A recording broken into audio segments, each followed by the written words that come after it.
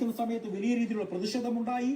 മാത്രമല്ല കൂകി വിളിക്കുകയായിരുന്നു പ്രതിനിധികൾ ചെയ്തത്. പ്രസംഗം പൂർണ്ണമായും ബഹിഷ്കരിക്കുന്ന ഒരു സമീപനമായിരുന്നു ഇന്ന് നമ്മൾ UN-ൽ കണ്ടത്. വലിയ രീതിയിലുള്ള പ്രതിഷേധമുണ്ട്.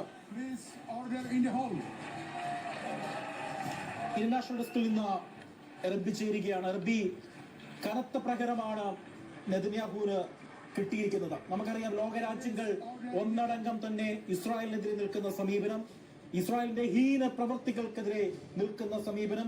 ഇന്ന് UN പൊതുസഭയിൽ നാണം കെട്ട് ഒഴിഞ്ഞ കസാരകളെ നോക്കി പ്രസംഗിക്കേണ്ടി വന്നു അവിടെ നെതന്യാഹുവിന്. എന്താണ് റബ്ബി UN പൊതുസഭയിൽ സംഭവിച്ചത്? അജി, കഴിഞ്ഞ 4 ദിവസമായി UN പൊതുസഭയിൽ നമ്മൾ കാണുന്ന കാഴ്ചയാണ്. ഫലസ്തീനു വേണ്ടി, ഗസയ്ക്ക് വേണ്ടി ലോകരാഷ്ട്രങ്ങൾ ഒന്നിക്കുന്ന, അവർക്ക് വേണ്ടി സംസാരിക്കുന്ന കാഴ്ചയാണ് കണ്ടത്.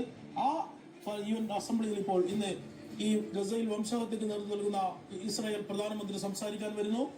യൂറോപ്യൻ രാജ്യങ്ങളുടെ അറസ്റ്റ് ഭീഷണി ഉള്ളതിനാൽ കിലോമീറ്ററുകൾ മാറി യൂറോപ്യൻ രാജ്യങ്ങൾ ഒഴിവാക്കി അമേരിക്കയിലെത്തിയ, ന്യൂയോർക്കിലെത്തിയ നെതന്യാഹുവിനെ ഒരിക്കലും പ്രതീക്ഷിക്കാത്ത ഒരു സ്വീകരണമാണ് അവിടെ UN പൊതുസഭയിൽ ലഭിച്ചത്. ഈ UN പൊതുസഭയിൽ സംസാരിക്കാൻ വരുമ്പോൾ ലോകരാഷ്ട്ര തലവന്മാർ, വിവിധ രാജ്യങ്ങളുടെ തലവന്മാർ ഉൾപ്പെടെ പ്രതിനിധികൾ അദ്ദേഹത്തെ ബഹിഷ്കരിച്ചുകൊണ്ട് ഈ ഗസയിലെ ഇസ്രായേൽ വംശഹത്യയിൽ പ്രതിഷേധിച്ചുകൊണ്ട് ഇറങ്ങിപ്പോകുന്ന കാഴ്ചയാണ്